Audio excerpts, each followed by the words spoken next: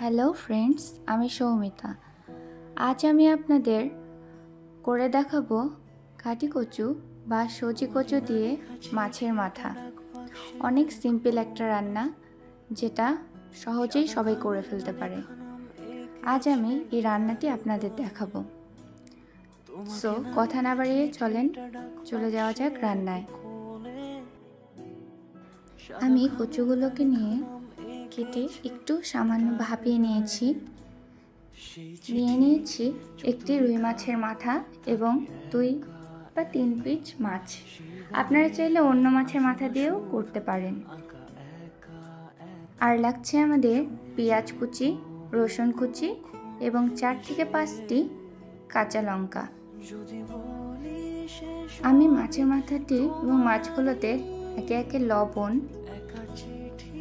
হলুদ এবং সামান্য একটু মরিচের গুঁড়া মাখিয়ে নেব, যাতে মশলাটা মাছের ভেতরে অনেক সুন্দরভাবে ঢুকে যায়। তারপরে মেখে কিছুক্ষণের জন্য রেখে দেব। এরপরে আমি মাছগুলো ভেজে নেব। প্রথমে আমি কড়াইয়ে তেল গরম হতে দিলাম। তেল গরম হয়ে গেলে আমি এক এক করে মাছগুলো ছেড়ে দেব এবং সুন্দর করে ভেজে উঠিয়ে রাখব। এরপরে আমি মাছ ভাজার তেলগুলোর মধ্যেই একে একে 5 ফোড়ন ও কাঁচামরিচগুলো দিয়ে ভালোভাবে ভেজে নেব। ভাজা হয়ে গেলে তার মধ্যে আমি একে একে পেঁয়াজ কুচি দিয়ে দেব। পেঁয়াজ কুচিটা একটু লাল করে ভেজে নেব। পেঁয়াজগুলো লাল হয়ে আসলে আমি এর মধ্যে রসুন কুচি দিয়ে দেব। রসুন কুচিগুলো ততক্ষণ ভাজবো যতক্ষণ না রসুনের কাঁচা গন্ধটা চলে যায়। পেঁয়াজ এবং রসুন কুচিটা লাল হয়ে এসেছে। এবার আমি এর মধ্যে দিয়ে দেব আমার সজি কচুগুলো এর মধ্যে ছেড়ে দিয়ে তার মধ্যে হলুদ গুঁড়ো এবং লবণ দিয়ে কিছুক্ষণ ভেজে নেব। তারপর আমি একে একে এর মধ্যে দিয়ে দিলাম ধনে গুঁড়ো, জিরে গুঁড়ো এবং শুকনো লঙ্কা গুঁড়ো।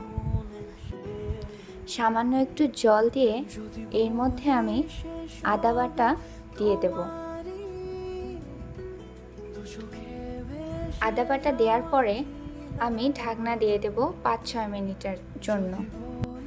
5 থেকে 6 মিনিট পর ঢাকনা খুলে আমি ভেজে রাখা মাছগুলো একে একে ছেড়ে দেব। তারপর কিছুক্ষণ মাছের মাথা এবং মাছগুলো সজি কচুগুলোর সাথে নাড়াচাড়া করে নেব, যাতে মাছগুলোর ভেতরে মশলাগুলো সুন্দরভাবে ঢুকে যায়। কিছুক্ষণ ভাজার পরে মশলা এবং কচুটা দিয়ে তেল ছেড়ে দেবে। তেল ছেড়ে দিলে বুঝে নিতে হবে আমার কষানো হয়ে গিয়েছে। কষানো হয়ে যাওয়ার মধ্যে আমি এর মধ্যে সামান্য একটু চিনি দিয়ে দেব। আপনারা চাইলে চিনি স্কিপ করতে পারেন, অনেকেই মিষ্টি পছন্দ করে না, কিন্তু লবণ ব্যালেন্স করতে হলে একটু চিনি দিতে হয়। চিনি দেওয়ার পরে একটু নেড়ে চেড়ে আমি এর মধ্যে জল দিয়ে দেব। ব্যাস, হয়ে গিয়েছে আমার সজি কচু বা কাটি কচু। জল দেওয়ার পরে ফুটে আসলেই আমি এর মধ্যে একটু ভাজা জিরে গুঁড়ো দিয়ে দেব। ব্যাস, তৈরি হয়ে গিয়েছে আমার কাটি কচু বা সজি কচু দিয়ে মাছের মাথা। আপনারা চাইলে এমন চটজলদি রান্না করে নিতে পারেন। ধন্যবাদ আমার ভিডিওটিকে এতক্ষণ দেখার জন্য। আরও ভিডিও দেখতে চাইলে আমার পেজটিকে অবশ্যই লাইক এবং ফলো দিয়ে পাশে থাকবেন।